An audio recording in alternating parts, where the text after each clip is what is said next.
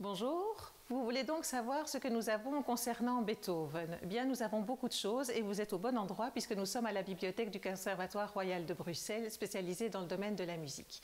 C'est une bibliothèque qui est grande en quantité parce que nous avons près de 6 km de rayonnage, donc allons voir dans le catalogue informatique ce que nous avons concernant Beethoven. Je vous invite à me suivre.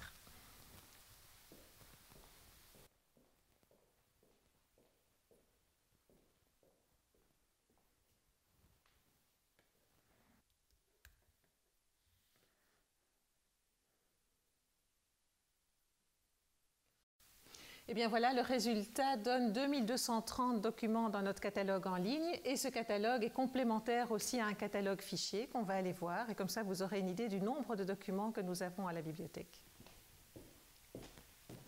Et bien voilà, ici ce sont nos fiches, c'est un petit peu la Bible de la bibliothèque parce que les bibliothécaires ont commencé à écrire ces fiches depuis l'origine de la bibliothèque, c'est-à-dire les années 1830. Alors si je vais dans le casier consacré à Beethoven, je cherche Beethoven et je vois bien qu'il y a tout cela.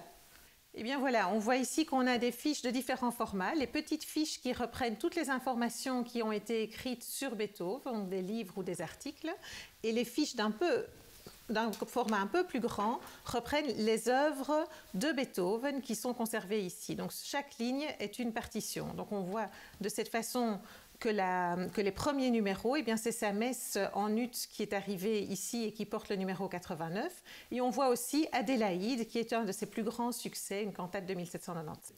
Donc on va aller voir ces documents les plus anciens. Je vous invite à me suivre, il faut descendre. Donc voilà, je viens dans les premiers numéros, puisque nous avons repéré que le premier document arrivé à la bibliothèque était le numéro 89, qui se trouve juste là.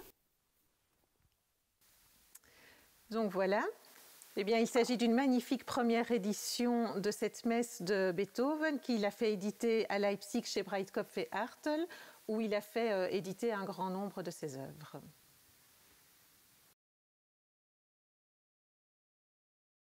Cette première vitrine est consacrée à la musique vocale de Beethoven et le petit numéro 1 est en fait une cantate qui s'appelle Adélaïde et qui est en fait un des premiers grands succès de Beethoven. Il le compose en 1795 et d'emblée elle a un succès fou, elle est rééditée plusieurs fois et il faut savoir qu'elle est déjà éditée sous 52 formes différentes dont 11 pour chant et piano et puis qu'il y a encore des transcriptions qui sont faites dont 16 pour piano à 4 mains.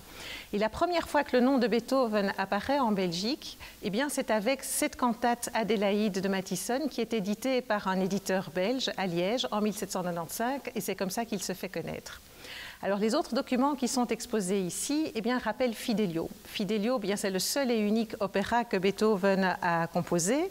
Il en fait une première version qui s'appelle Léonore en 1804-1805, puis une deuxième version en 1806, et puis il change le nom, il l'appelle Fidelio en 1814. Et c'est évidemment, c'est un hymne, on va dire, à la liberté et à la puissance de l'amour. Alors comment est-ce qu'on diffusait aussi une œuvre d'opéra? C'était par les petits livrets. Vous voyez ici les petits numéros 2 et 3 sont des livrets qui ont été publiés en Allemagne et à Vienne.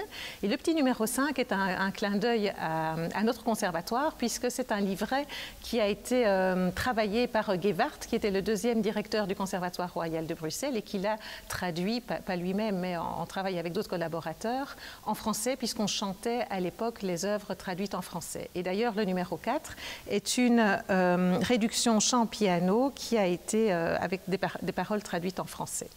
Et le numéro 7 est donc une partition de Fidelio publiée chez Schlesinger à Paris.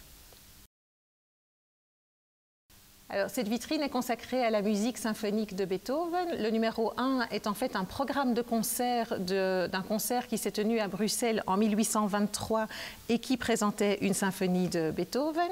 Le numéro 2 est une symphonie réduite en piano à 4 mains et donc il faut se rappeler en fait que la diffusion et la circulation des symphonies s'est faite aussi par tous ces arrangements en piano en 4 mains et d'ailleurs Liszt a publié lui-même en 1865 des transcriptions des 9 symphonies de Beethoven. Le numéro 5 est une partition directrice qui appartient à notre collection de matériel d'orchestre. Ce sont donc les partitions que le conservatoire utilisait au XIXe siècle pour ses sessions d'orchestre et pour les concerts qu'il organisait. Et c'est en fait la 9e symphonie de Beethoven et nous l'avons aussi dans son édition originale. Le numéro 4 est un portrait de Beethoven qui a été réalisé par Martin Teček, qui est un peintre tchèque qui vient de Prague et qui s'est installé à Vienne en 1821, qui ne connaissait probablement pas Beethoven, mais qui a dû l'observer pendant ses promenades à Vienne et le croquer. Et donc on le voit ici en promenade. Alors, cette vitrine est consacrée à la musique de chambre de Beethoven. Le document en haut à gauche est en fait un quatuor qui provient de l'œuvre de Beethoven, qui est un petit peu oublié maintenant s'il s'agit de son seul et unique ballet, Les Créatures de Prométhée, opus 43, qu'il a composé vers 1800.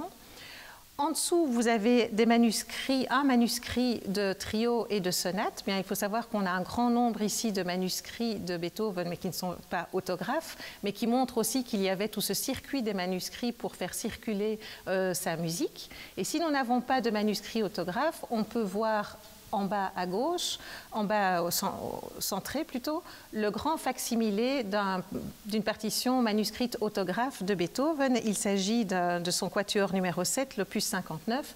Et quand on pense souvent au Beethoven qui travaille, qui n'est jamais pleinement satisfait, qui retravaille ses partitions, mais vous le voyez, le nombre de ratures, de réécritures, d'encres différentes qui sont utilisées.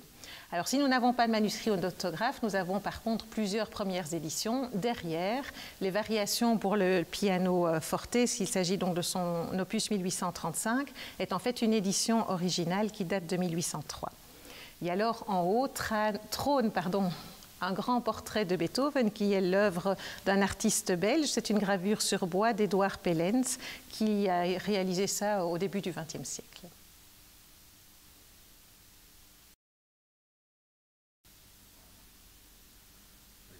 Alors ici, quelques documents iconographiques de Beethoven. Il faut savoir qu'il y a plusieurs portraits qui ont été réalisés du vivant de Beethoven, mais après, il y en a évidemment un grand nombre qui ont été réalisés après son décès.